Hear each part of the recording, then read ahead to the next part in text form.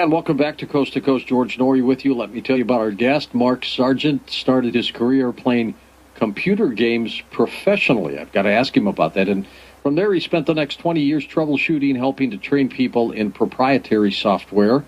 And back around 2014, he looked into what is no doubt the very strange conspiracy theories called the Flat Earth Theory as well. And through extensive research, he discovered that it wasn't as laughable as people think. So we'll talk about that too.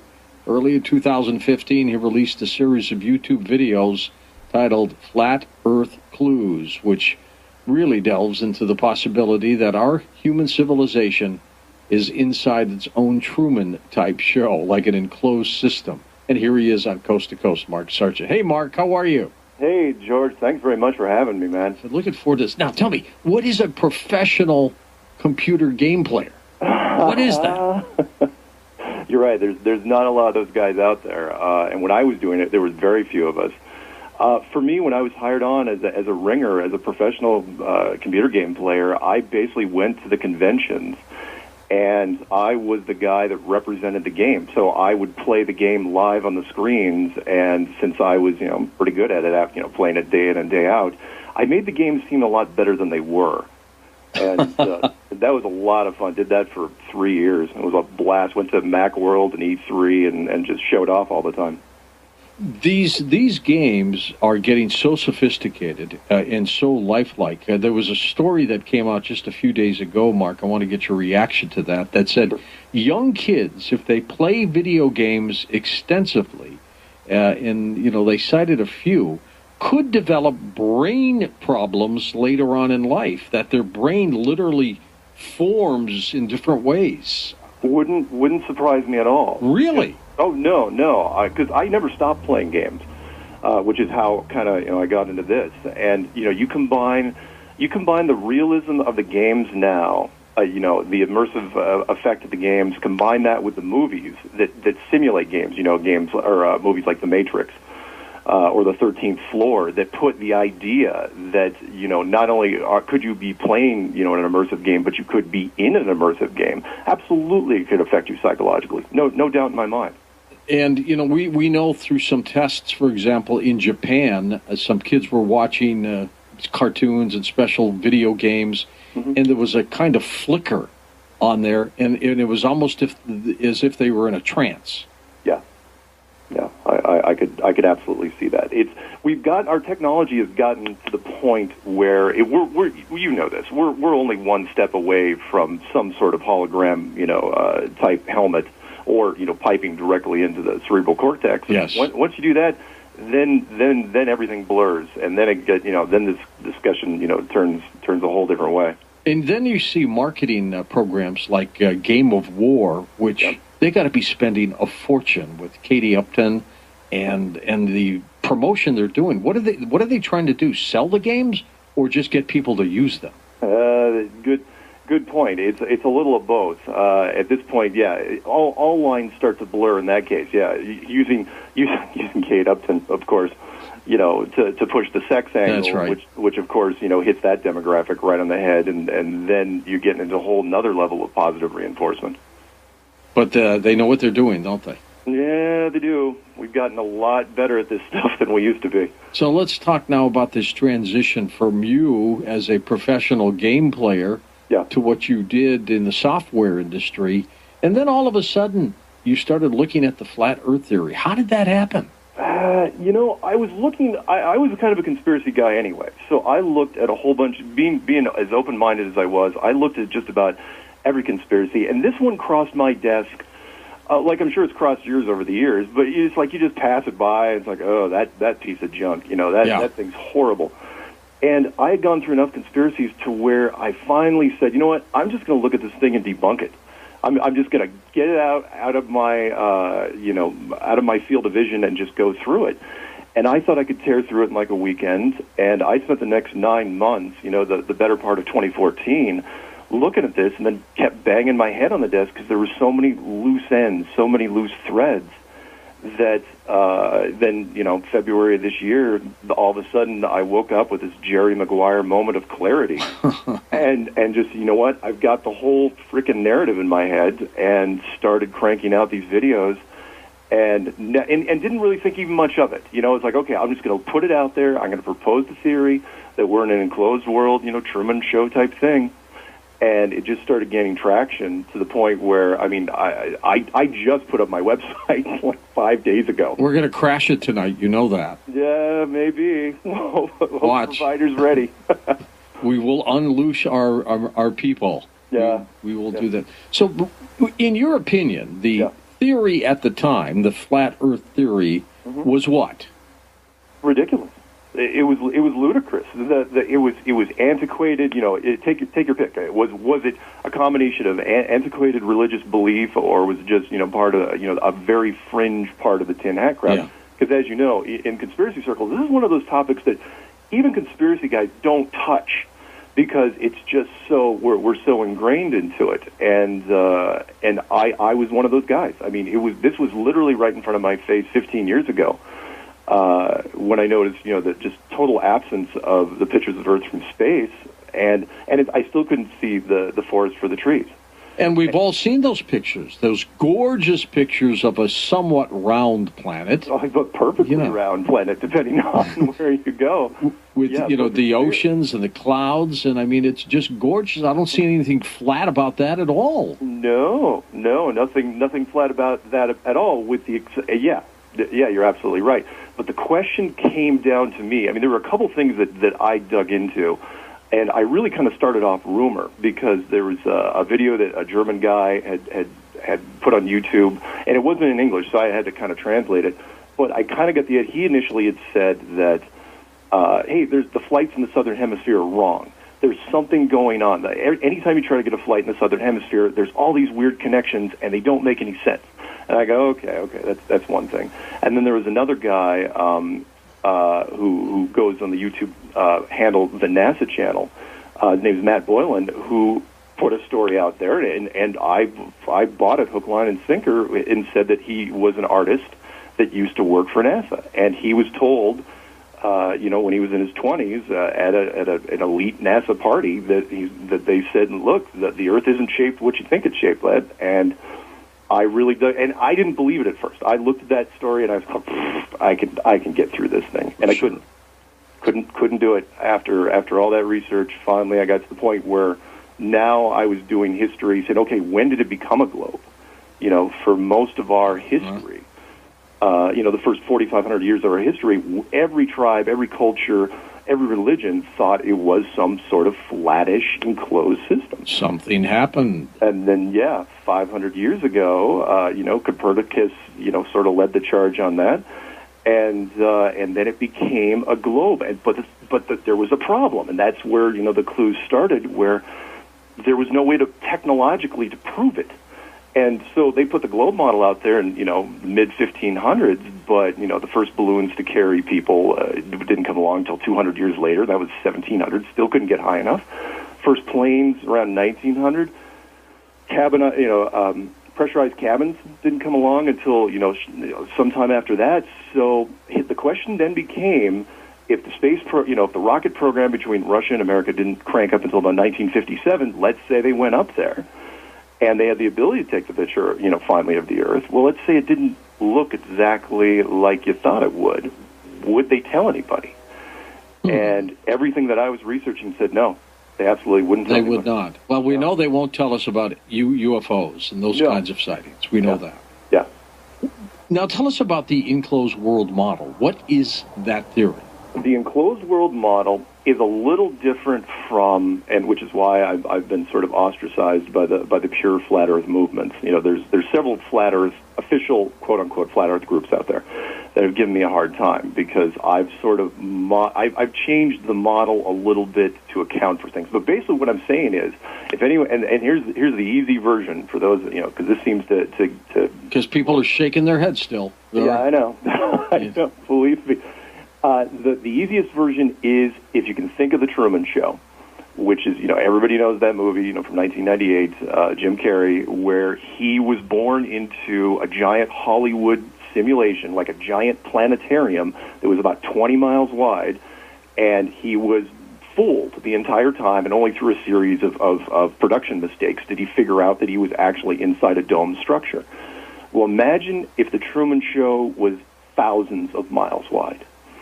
Because once you scale it up that far, thousands of miles wide and hundreds of miles high, then weather systems become easy. You can fly commercial airliners. Basically, you can fool an entire civilization if you wanted to. And when a civilization got to a certain point, someone's going to figure out the edge of either the outside edge or the upper edge. But the question is, once the authority finds out, whoever it is find out, do they tell the public? And that's where I was rolling with this. So for me, it is no doubt in my mind an enclosed Truman Show structure that is thousands of miles wide with some absolutely ingenious design features that has kept the population, 99.9% of the population, completely oblivious to it. Are we in an enclosure? Is that what you're saying? Absolutely, I am. Yeah, I'm saying that we are. Who encapsulated us? I'm sorry, what? Who encapsulated us? That's the question, isn't it? Whoever built it, and it's huge. It's got to be huge. It's massive. It would be literally thousands of miles wide, and minimum, because people have asked me that over the months, at least 400 miles high. The advanced technology involved would be staggering. But at the same time, it could be, some people say, well, is it a divine structure? It's like, well, maybe it's divine, but, I don't want to necessarily get into the definition of God. But there is some, if aliens are involved, then absolutely. Yeah, I mean, they could be part of, which changes their whole definition. Is it a hologram? Or is it solid? I ask you that because, you mean the barrier itself? Yeah. I think it's fairly solid. I mean, how did we get out of it to get to the moon? Well, that comes into question, and that is, is it possible to get out of it? And that's why I dug into some pretty controversial clues at that point. I said, look, if this thing is solid, then the moon was not what we think it was. The entire mission program was, lack of a better word, staged. Because it had to. I mean, look at the stuff that happened when the supposed outer edge was found. In my opinion, in 1956. The rocket program started up in 1957 between Russia and America. Atomic testing, high altitude atomic testing, took place in 1958. Both the Russians and the Americans were firing big time atomic weapons straight up for no apparent reason. Were firing for 4 years.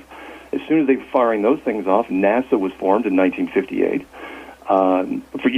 Coincidentally, 1959, NASA announces the Van Allen radiation belts, which supposedly you can't get through without dying of radiation poisoning.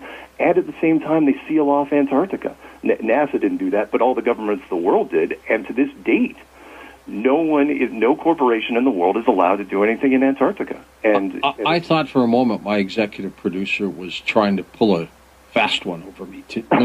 When she had you booked, and she said, we're going to talk about, the flat Earth theory and the planet, and, here, George, here's your research, go for it. I thought it was a gag. I thought it was, too.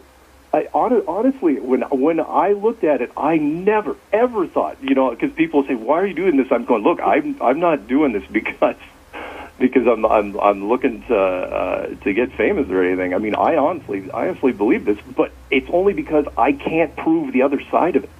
I've gotten to the point now where I go to people. It's like, oh, show me it's a globe.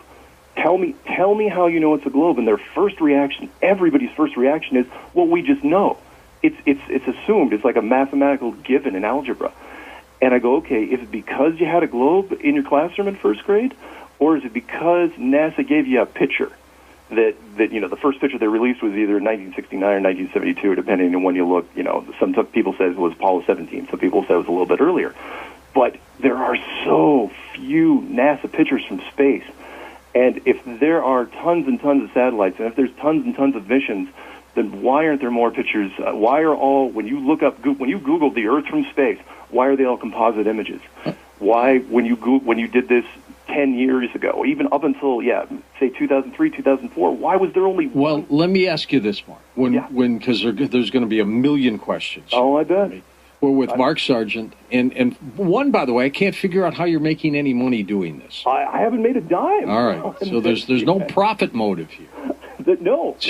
I am not selling anything. I'm not even selling T-shirts on it. I mean, literally, my website is 5 days old. All right. When you're looking out into, we think, space now I'm going to even doubt whether we have space, but when you're looking out into the sky at night and you see the moon and the stars, and through your telescope you can see Jupiter and Saturn's rings, what are we looking at? You're looking at a beautifully rendered, fantastically well-done image for the most part. When it comes to, now there's two parts to that. The stars and the planets, anything supposedly, at deep orbit, that, in my opinion, is no different than a giant planetarium. No different. The sun and the moon, however, and even the Flat Earth Societies will dig into this one. But the sun and the moon are completely different because they would be actual three-dimensional objects that are actually floating over the top, inside the structure. Inside the dome. Yeah, like a mobile, like a child's mobile, that you put over cribs. Not as big as we think it is, then. Not near. No, Mike. No, Lord, no. I mean, if the sun's definitely not 92 million miles away, and the Earth and the moon's not 237,000 miles away. They're both. Now we do have. Are you saying we don't even have a sun? 92 million miles. Well, no, we do have a sun. I absolutely do think it's a three-dimensional object, and I do think it's inside the structure. And for me, though, and I hate to diminish it too much, and this does not affect anybody that's looking at it from a creation standpoint. It's a big, giant light bulb in the inside of a planetarium. So we're going to get into who you think made this. Okay. Because it obviously was constructed. Yeah. Now, let's talk a little bit about Admiral Byrd, and for the few minutes we've got before the break. Okay. Did he find the edge of what this planet was supposed to be initially? I think he did. And the reason I say this is two parts. The first part was, and you we'll see if we dig into that later, was most people know Admiral Byrd for the hollow Earth theory. Right. Because he, in 1926, everybody knows he went to the North Pole and back, because he flew all his own missions. But everyone also knows in the conspiracy circles that he supposedly, if you look at his diaries or whatever documentation's out there, that he went supposedly into the hollow Earth and found something. But after 1926, most people don't know, he spent the rest of his life down at the Antarctic. And he looked. He did. And he just kept doing mission after mission, and they got bigger and bigger. They started in 1928. They peaked really in 1946 with Operation High Jump, which delves into that whole did the Nazi part of the Nazi force escape to Antarctica. But it looks like he was looking for something for 30 years, from 1928 all the way up to 1956. And 1955 was the last official mission down there for the Americans, which was Operation Deep Freeze, and in 1954, as a matter of fact, he goes on television. You guys can look this up on YouTube. It's one of the clues. I've got it edited, where he goes on CBS and tells everybody, he's like, oh, yeah, Antarctica is made out of money. It's got, an entire mountain range made out of coal. There's oil. There's minerals. There's uranium. Sure is. And everybody's geared up for it. And then whatever they found in Operation Deep Freeze spooked them so badly that everyone left the ice at once. They put a treaty in place in 1959 that said no one gets to go there ever for anything. Mark, stay with us. We're going to come back and talk more about this. Wow. We'll be back. To access the audio archives of Coast 1190 KEX, the first spot where you can find news, traffic, and weather.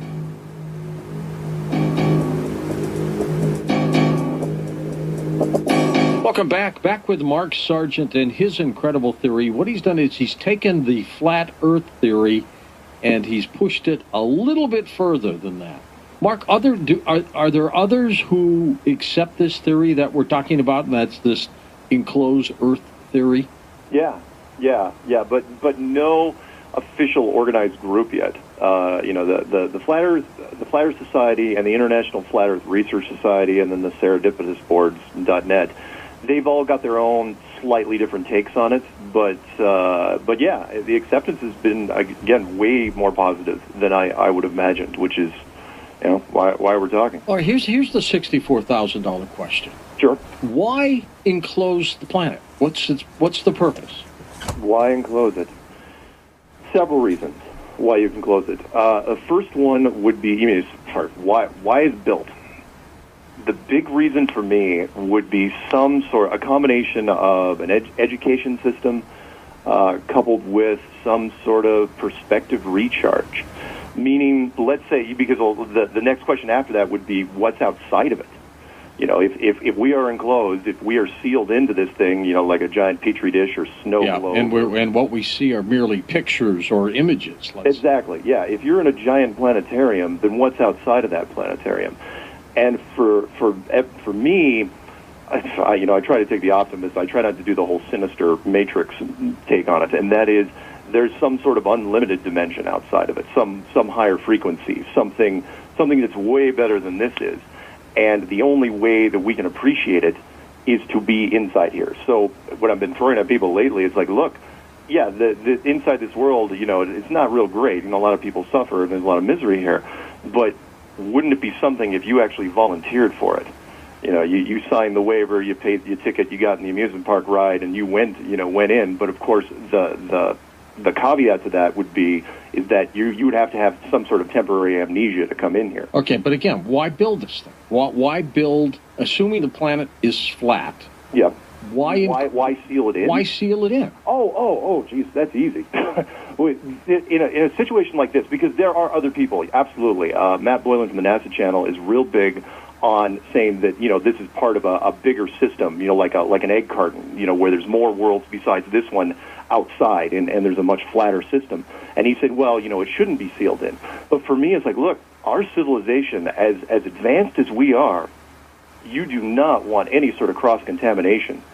I'm not trying to diminish this that much necessarily, but, you don't want a group like us running amok. Some science fiction movies have touched on this, as far as a solar system model, but you don't want groups like us running amok into other worlds and messing things up because, we have a tendency to do some damage. So are you saying that, and we'll get into this in terms of who, yeah. But are you saying that we were enclosed to basically keep us in? Yeah, I don't like to use the word prison planet, and the reason why I don't like, because people say, well, we're trapped, we're in a cage. And I say, yeah, but is it really a cage if you hide the bars? If you make it like a holodeck. And if you don't know you're in a cage. Yeah, if you don't know you're in a cage, which is why the globe model had to be introduced eventually. People say, well, it was, the authority, the ruling, the rich or the royalty or whatever secret society, they were the ones that promoted the globe. I'm going, no, not really, because the builders themselves would also want the globe model at some point. Because if you tell people it's a globe, they don't look for the edge anymore. And that's exactly what happened. People now, it's like, if there's no outer edge, because it's a sphere, you can just go round and round and you're never going to hit it, then nobody even bothers trying. But if you let people know that you continue the thing, oh yeah, by the way, it's an enclosed, flattish structure, then by the 1700s, the expeditions just get more and more frequent, and then you've got everybody going out there, and then everybody, still, once they find the edge, then society changes. Well, now, at this point, when you get to the edge, yeah. Let's assume we're enclosed, but when you get to the edge, do you see the kind of roundness of the sphere that has enclosed us when you're right there at the edge? That's the big question. And if Admiral Byrd ran into that in 1955, 1956, I would think, like any simulation, again, coming from the gaming world, if you get close enough to it, that's why I think they figured out at one point. So you get up to it, it's like, okay, you're massively huge, right? And you can see sort of a dimension, maybe sort of semi-transparent, mm-hmm. There may be a projection. So you look to the left, you look to the right, and then eventually when you look up high enough, you may start to see some sort of arc, some sort of curve. The curvature of it, and which right. is why, in my opinion, the rocket program, between Russia and America was so accelerated. They immediately left the ice, and the first thing they do, it's like, oh yeah, we're doing the rocket program, and then with less than a year after that, it's like, oh yeah, let's put nukes on the top of them, and just start firing these big shots for no apparent reason, and they shot those things off for 4 years straight, and then finally concluded in 1962. Both stopped at the exact same time. Some people say, well, it was a moratorium. I was going, no, it's because they gave up. They couldn't get through it. Is the sphere solid, or is it something like an image that looks like it's round? You mean the dome itself? The dome itself, yeah. Is it a physical dome, or maybe it's just almost like a painting around us? It depends, because if you're using any sort of holographics, you can do both. So you could have a solid structure up above, and say made out of a heavy element that we don't know about yet, that's resistant, in fact impervious to atomic weapons. But you could also project from the other side of it, using a combination of 2D and 3D technology to create the stars, the tapestry. Again, an advanced planetarium outside of the structure. You could do both in the same instance. How do you explain like meteorites? Shooting stars. So glad you asked that, because people have been emailing me that nonstop for 3 months.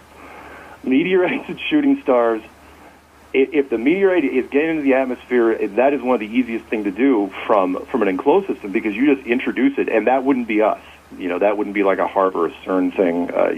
That would be the builders themselves introducing a piece of metal ore at speed, and letting the friction of the atmosphere do the rest, and just make sure you don't get close to any population centers, which is why that Russian thing a couple of years ago got a little dicey. That was scary, yeah.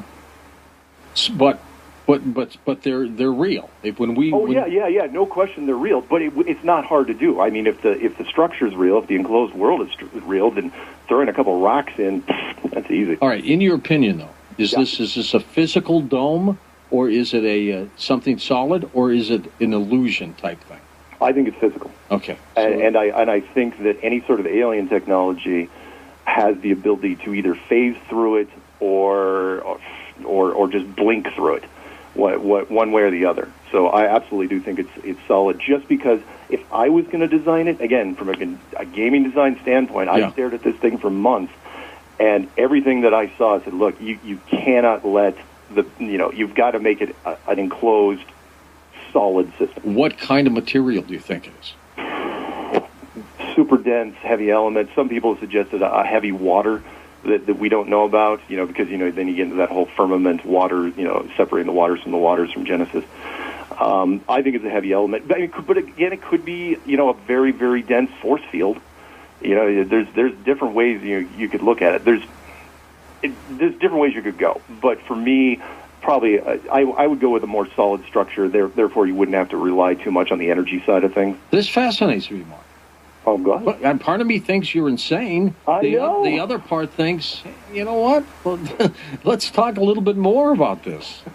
Now, are you saying we did or did not go to the moon? I'm saying if this system is what I think it is, we couldn't have gone to the moon. We did. I will add a rider to that. And that is, it answered for me a question that was burning in my head for a number of years when it came, because everybody knows the moon conspiracy side of things. But it really bugged me that I couldn't come up with a motivation for it, because it's like the old argument is why would you fake any of the Apollo stuff? And nothing I came up with worked. And then when I dug into this as a side effect of it, it all of a sudden occurred to me. It's like, oh, of course, because it's not that they wanted to fake the Apollo missions; they had to. They absolutely had to. They had to militarize space. Because of the Soviets? No. The Soviets, in my opinion, the Soviets were in on it from day one, because they were down on the ice with the Americans during Operation Deep Freeze. In fact, there were 6 or 7 nations. Like Great Britain was down there, New Zealand, Australia, Chile. They were all down there. And I think the United States and the Americans got together at that point, and they said, okay, look, we're going to, we got to fake everything at this point. But the whole goal was, it's like, look, we can't let the private sector get high enough. And look how long that lasted. I mean, SpaceX and the Virgin Airline thing, that only been less than 10 years. So they kept it going for decade after decade, and the goal worked, and it was very successful. All right. Well, for the record, everybody knows I think we went to the moon, but now I'm beginning to wonder what the moon was. Huh?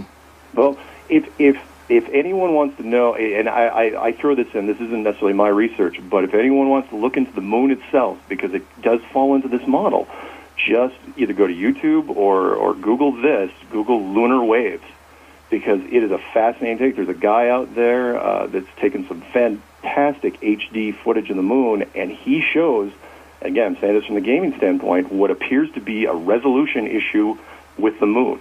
And by that, I mean a display issue. There is something going on with that, and he caught it on film, and a whole bunch of other people have too. And so that, and flat earthers get mad at me because I bring him up, but because he doesn't necessarily believe in the enclosed system. But he goes, look, the moon is not what you think it is. Are you saying we're 4.5 billion years old or 6,000 years old? I think it's a little bit between both, because in a system like this, you wouldn't want to, it's going to sound trite, but you wouldn't want to waste a perfectly good dome on just one civilization. So if the structure is built as well as I think it is, then you can use multiple civilizations that could go back at least hundreds of thousands of years. I mean, the Atlantis civilization or the, any others that have been talked about over time. But, is it millions of years? Maybe, but it's tough to say. I prefer to go from one civilization to the next. Mark, prior to the dome being built and constructed, what did the planet look like? It was all flat? I think, yes. I think the early versions, I think it was really, really close to, when you're designing something like this, you're going to go through iterations. And the early, think of the Pangea continent, the big grouping. I think that would have been one of the earliest ones. And people have asked me, it's like, okay, who would some of the older civilizations have been over the years? And for me, it's like, oh, that's an excellent question, because are they even gone? Or could it possibly be that some of the alien civilizations that we strike as alien, could they be some of the previous tenants here? Because I guarantee we're not the first people to rent this apartment. And, could there be remnants of them still around, and where would they hide? If they were going to hide anywhere, they'd hide underneath. If you were sailing on this flat Earth, yep, would you go right over the edge? No, not a chance. And that is the old argument that goes back hundreds and hundreds of years. No, and the biggest reason is because if the map is right, the azimuthal map, then Antarctica is not just a continent at the bottom. It is literally stretched around the entire outside edge of this thing. Yeah, explain this map. This map, and people can look this up, and it's one of the clues. I think it was number 3, called the Map Makers. And basically, there's a map on Wikipedia called the azimuthal, Azimuthal equidistant map. And this is the AE map, right? The AE map. And it is a very intriguing map, because it was one of the things when I was kind of digging into, I just found it, stumbled across it. And it's a map, it's a map, top-down view of the world, where the North Pole would be the center of the map, and the Antarctic would stretch around the outside. But what's interesting about that map is that the USGS uses that as their current model in their catalog of the world. And this map is 1,000 years old. It was proposed by a Persian scientist named al-Biruni. And I was looking at it, I was going, okay, what does this guy got to do with anything, and why are they using this map? And I was thinking it's got to be a fluke, but that's not true, because NASA actually has a moon crater named after al-Biruni. There's a crater called the al-Biruni crater. And I was going, okay, how is it? And then I look over, if you go over to Wiki, there's another map called the Flat Earth map. And that map is absolutely identical to the AE map, but they don't reference each other. They're not linkable. So the U.S. government can use the Flat Earth map, apparently, and it's perfectly legit. And the Flat Earthers can use the very same map, but because they say it's literal, they're considered crazy. And to throw one more wrinkle into it, that map is also the exact model of the UN flag, if anyone's looked at it. That's interesting. The UN flag is literally the AE map and the Flat Earth map. If you just superimpose it on top, that's it. But the United Nations map, which was built in 1946, has one thing missing, and that is the United Nations flag doesn't have Antarctica on it. which is really odd because you'd think that, it's a giant continent and it's part of the world, and why isn't it there? But instead, they've got this giant, set of reefs around the outside of it, but they never explain it. It's like, okay, where's Antarctica? Is it just represented in the reefs? Is it the outer circle? You never quite put it there, and since you couldn't fit it in, why'd you use that as your map? To enclose us, why keep it secret? What's the big deal? The big deal is this. Think of it this way, and I covered this in several clues. In fact, by the time I got to 10 and 11, it was really apparent to me. And that is, let's say you had been pushing the globe for 500 years. It's 20 generations, give or take. And all of a sudden, you release to the public that, oh yeah, by the way, we're in some sort of enclosed system. Because I firmly believe that in 1956, that's when the authorities, at least very least the Russians and the Americans found out. Think about this. If everybody is looking for some sort of hint at or evidence of intelligent design, and all of a sudden you disclose a giant structure which holds us all, you're basically giving, up until now, all the big five religions of the world have been looking for some sort of supernatural artifact that they can hold up and say, look, this is proof of intelligent design, a proof of God. And if this was disclosed, everyone, all the religions at the same time would get that. Everyone would get their Holy Grail. Everyone would get their Ark of the Covenant. Basically, they'd get this giant object which they would interpret as the handprint of God, and it would change the world instantly. And a lot of things would shift spiritually, and the churches of the world would get a lot more power. And yeah, it would take a while for the authority to recover from that and maybe adjust and adapt to it. But the knee-jerk response is like, oh, we're not going down that road, because science would take a beating for a while, and they'd take a severe one. Even in 1956, they would have. And not only that, because all the major religions of the world fought this for thousands of years, they would come back, and there would also be this potential knee-jerk response of, oh yeah, we knew it all along. I'll use the one from Genesis, and that is, look, we knew it. It was Genesis 1:7, talked about the firmament, the barrier separating the waters from the waters, and there would be, science again would take a hammering for a while. How long do you think it took to build this enclosure? The enclosure itself, I don't think would have taken that long. If you have the tech to do it, it's not building the enclosure itself that would have taken that long. I mean, yeah, it could have taken hundreds or even thousands of years potentially, but it's the internal systems, like anything. Building the shell, that's on any simulation, that's fairly easy. All right, stay with us, Mark. More to come. Phone calls as well on Coast to Coast AM.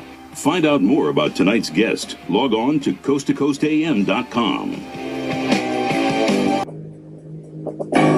Welcome back with Mark Sargent. We'll get your calls in a second here. Mark, what was the epiphany for you, the moment that you came up with the theory? Because this isn't something everybody would sit back and say, aha, the planet's been enclosed. What happened? The big thing for me was the Admiral Byrd project. When I was looking at him as deep as I was, when I got to the point where, which is why I put it in clue 2, the Byrd Wall, I had to, that was my turning point. Because once I saw the world events and how the governments acted after 1956, and, the big thing was, sealing off Antarctica. And for me, it was like, okay, because everybody knows how the world works. We're built off greed and power and, lust for money. And it's like the petroleum industry can get in anywhere it wants. And so I was expecting, it's like, well, they should be petitioning every year to go into Antarctica, and they're not even allowed to talk about it. And I was going, okay, what is bigger than money? And that's when, I was like, okay, I have pretty much all my dots lined up for me, and that's when I decided to move forward. Now, those that built the enclosure, could it have been the Anunnaki? Those people? Absolutely, it could have been. There's no question. I mean, they're the biggest of all the groups I've ever heard of, and they could have an integral part of it. Now, is this dome like a big balloon? Are we inside of a balloon? I don't think it's that high. People say, well, I keep getting the questions like, how high is it? Is it like a snow globe? And it's like, well, if it's thousands of miles wide, you don't need to have it really, really high to be able to do anything with people, because, like commercial airliners cap out at 10 miles, spy planes maybe 20 miles or so. So you don't need to have it thousands of miles high. I mean, there's some people that say, well, it's got to be thousands of miles high.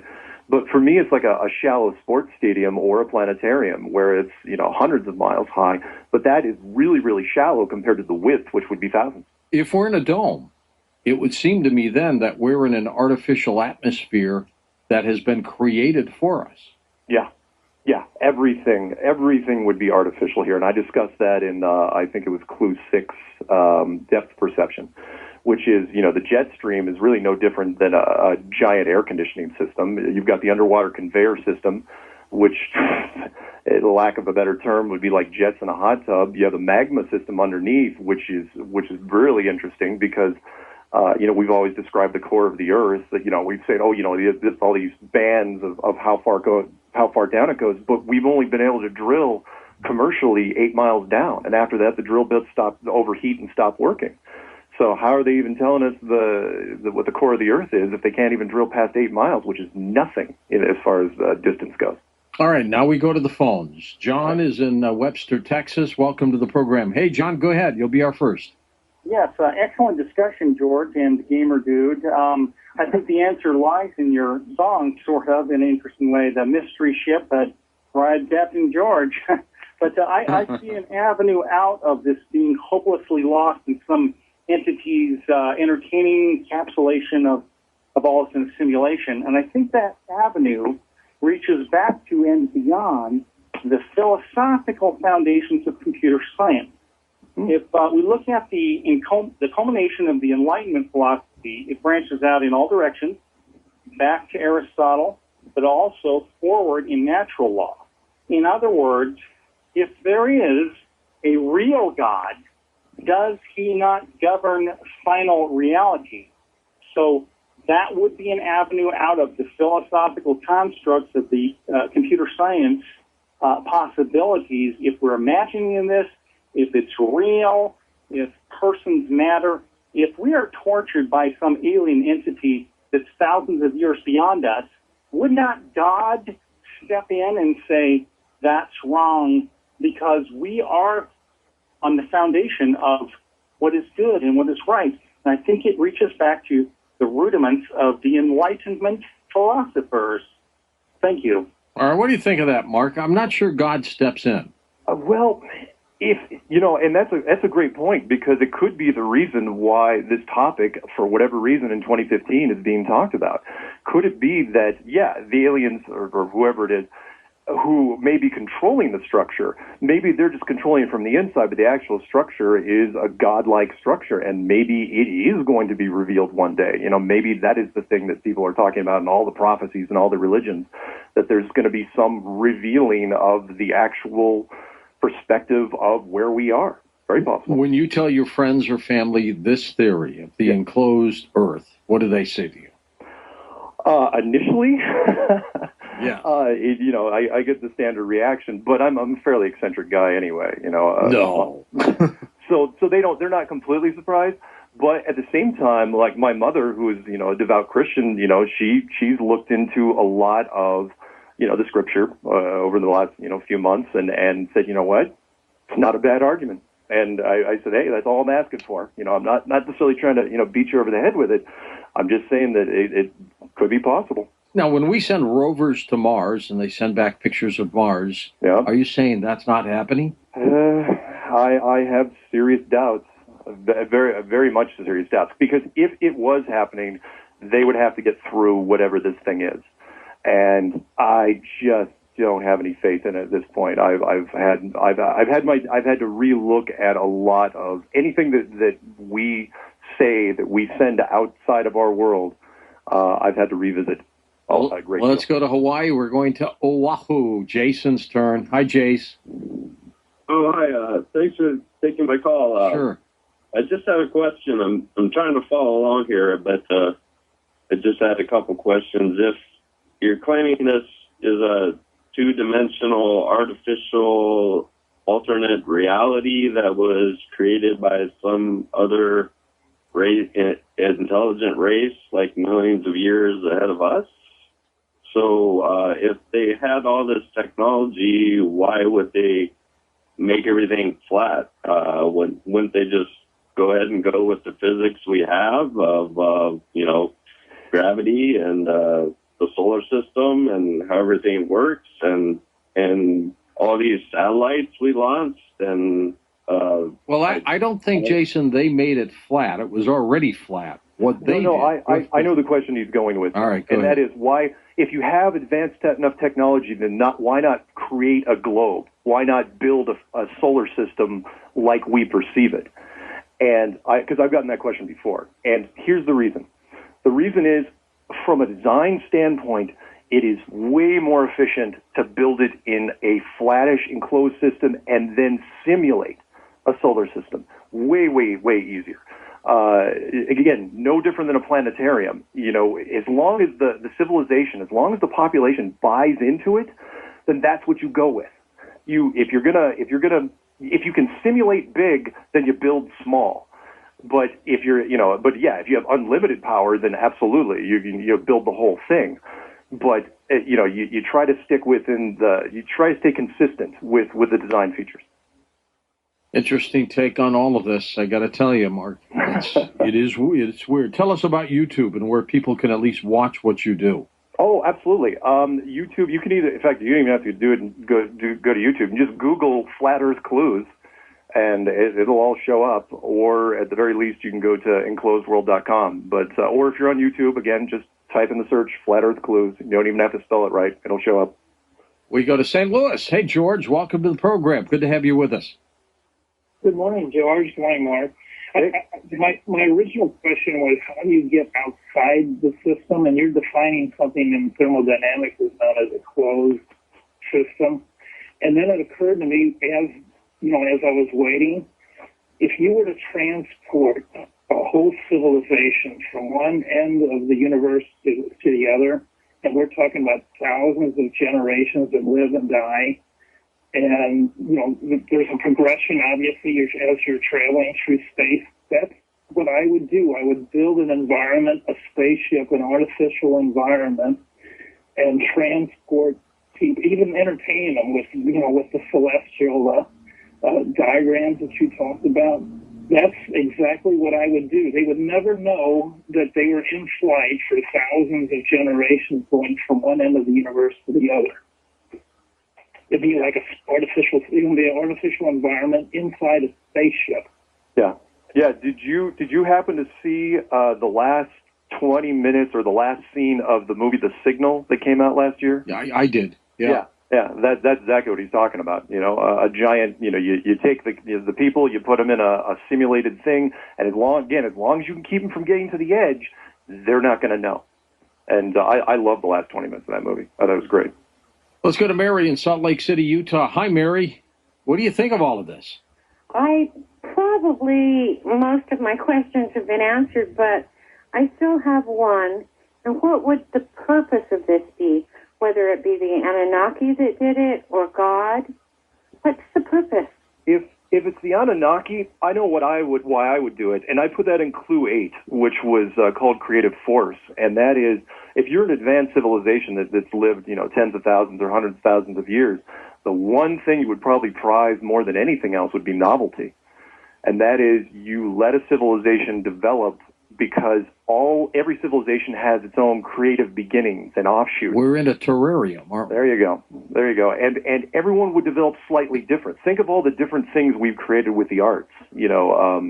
Pictures, sculptures, music, dance, and literature.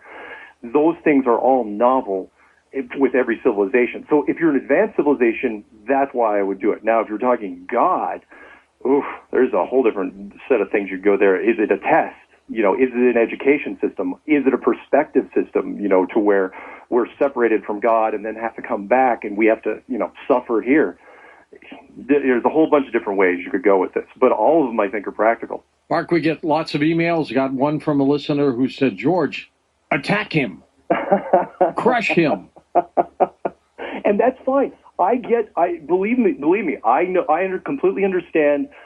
There's a certain group of people out there, and I'm not knocking you, that do not like their world being messed with. Out of all the conspiracies out there, you can talk about all your garden variety conspiracies all day, but this one is really kind of like the Matrix, where Neo was first told about it, where Lawrence Fishburne kind of tells him, oh yeah, by the way, you're the Matrix, here's how it breaks down, and he gets really, really upset.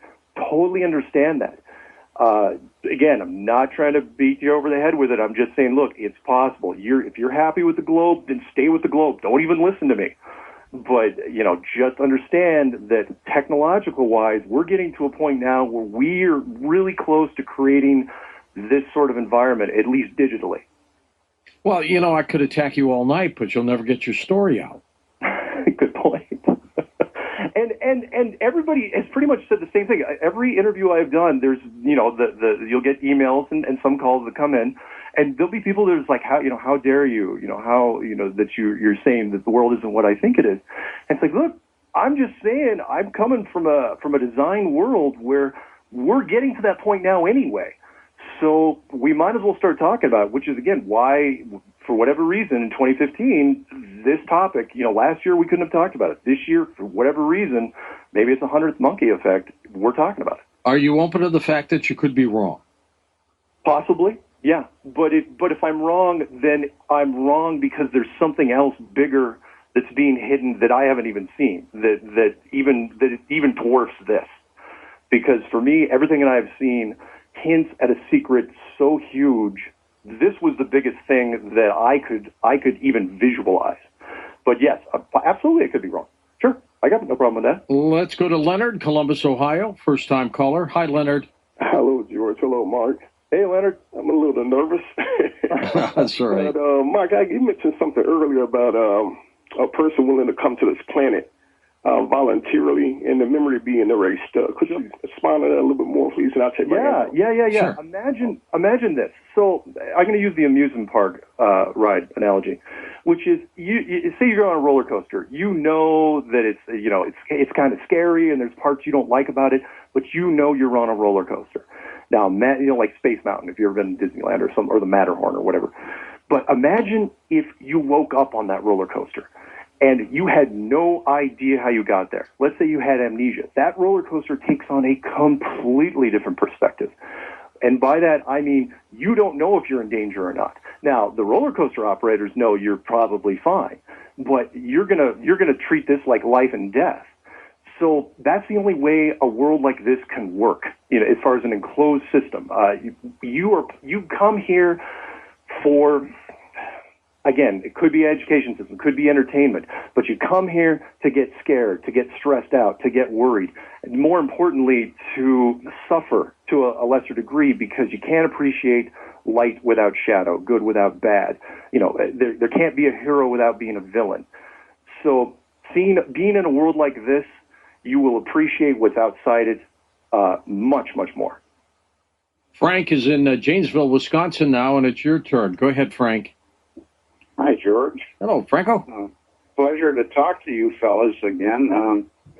This is it's all a matter of faith. Jesus said, when I return, will I find faith in the land? Well, if God stepped in all the time and, wiped our bloody noses all the time and answered every question all the time, his book is full of questions and answers. It's a matter of faith. Yeah, and I'll throw one more at you, and that is because I assume you believe in the second coming. Absolutely. The second coming, very specific. The whole world gets to see the second coming at the same time. How is that possible on a globe? It's not, but it is very, very possible in an enclosed system. In fact, it's exponentially easier. If something goes awry with, let's say, its mechanical atmospheric system, do we all die? No. For something like this, you'd want systems in place that could adjust for it. Now, that being said, like a car, has different varying. You have your vents, you have your air conditioning, you have your windows, you have your heated seats. But you can bring something in there to mess with it. So let's say, for example, HARP, the HARP system has the potential of disrupting, some of the weather patterns. The system, like a stream, will try to counteract that. And, I don't think any system can be, I mean, I think we can mess with it. I think we've gotten technologically to the point where we can disrupt the system to where we can actually harm ourselves. So I think the actual system can do it. I don't think so. I think there's too many checks and balances in place. Mark, what if we're in an actual floating spaceship? Okay. This planet. Okay. Is that possible? Sure. I don't, the one, I try not to go down that path. It's my least favorite of all the situations. Because, right. You know, I love the end of The Signal, where they had the floating spaceship, because people say, well, is there space outside of here? I go, well, yeah, there could be space, but you don't need space. Again, if you're simulating it, it could just be part of a much bigger room, or you don't want to diminish it. It could be a snow globe on somebody's desk. But yeah, absolutely could be space, and we could be being transported from one place to the next. Absolutely. What if we're merely in a computer program? You're an expert on software.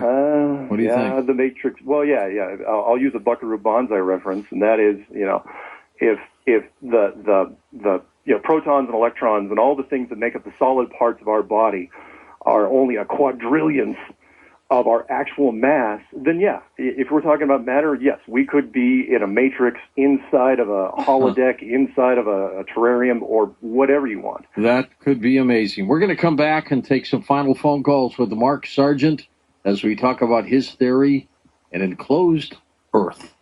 He's got a website called enclosedworld.com.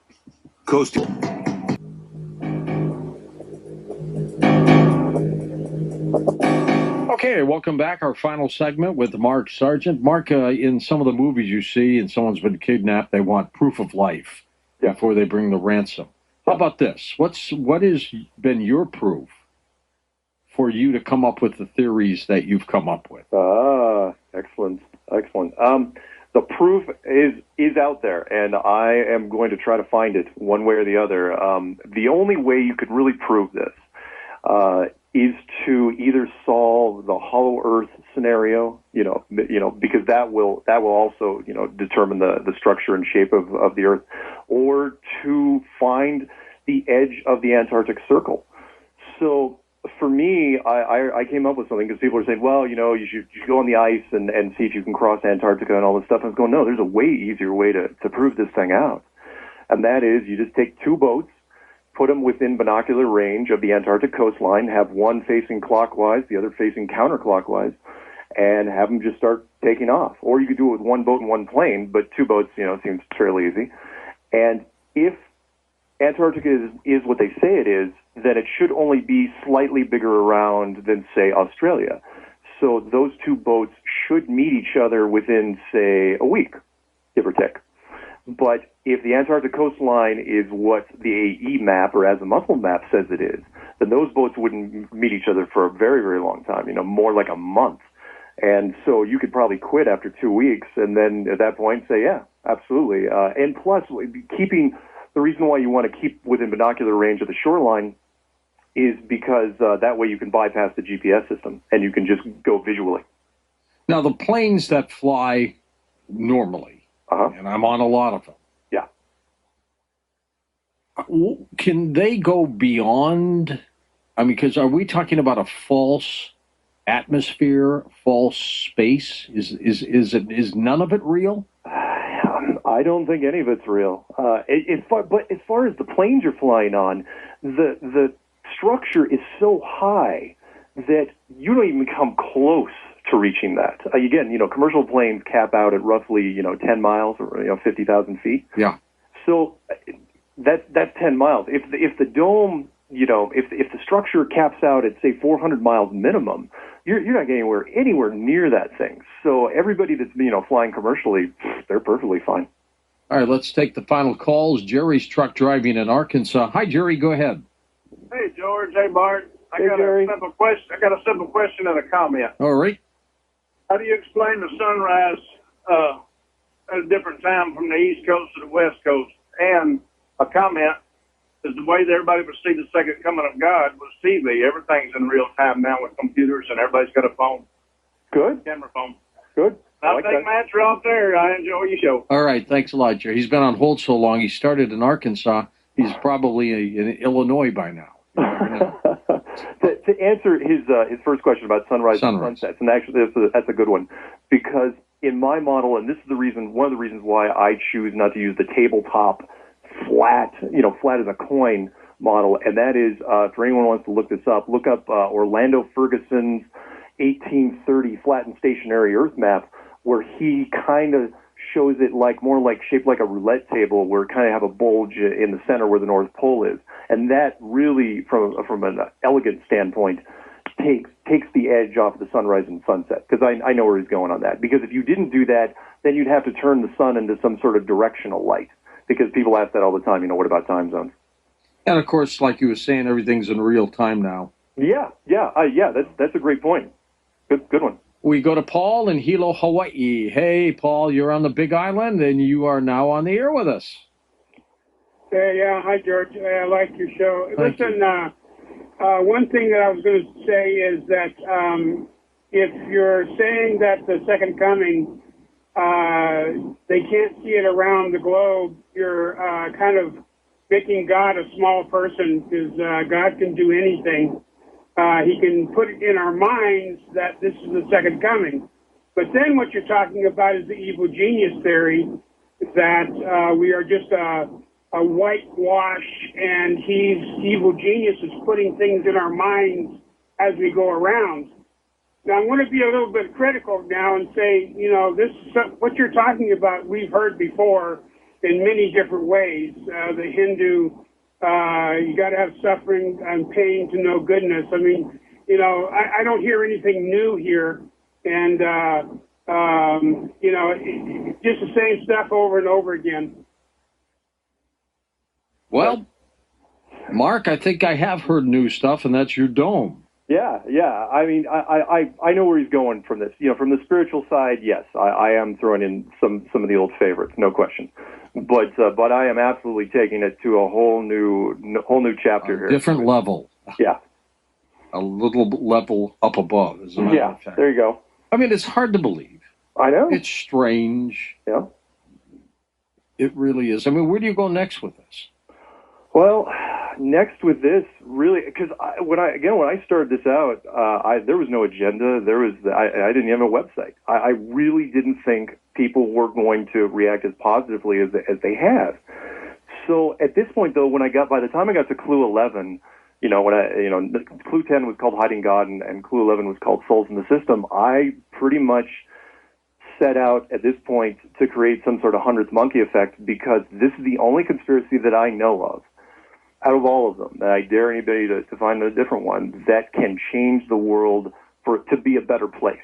Meaning, if this was revealed, if this was actually the case, we would not feel so alone in the universe. Everything would become much more intimate. We'd all be in the same boat, and we would all treat each other a lot better than we're treating ourselves now.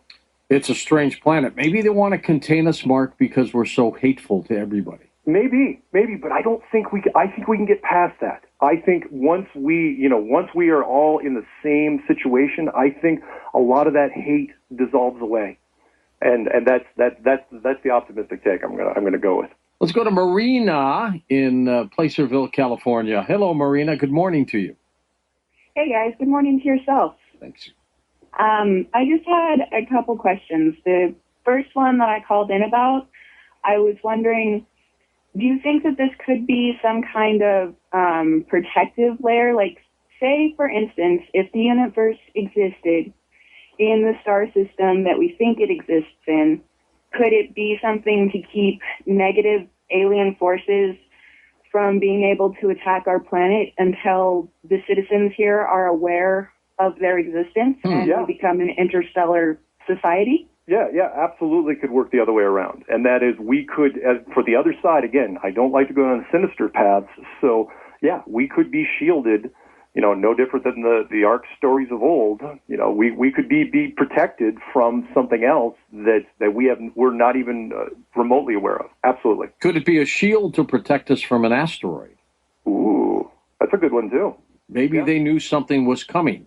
And so they had to form this. Very, also very possible. I mean, considering our civilization's only been around 5,000 years, building a system like this, we haven't been here that long by comparison. So yeah, Yeah, also possible. Bonnie in Bellevue, Washington. Hi, Bonnie. You're up with us. Hi, how are you guys doing? We are well. Good.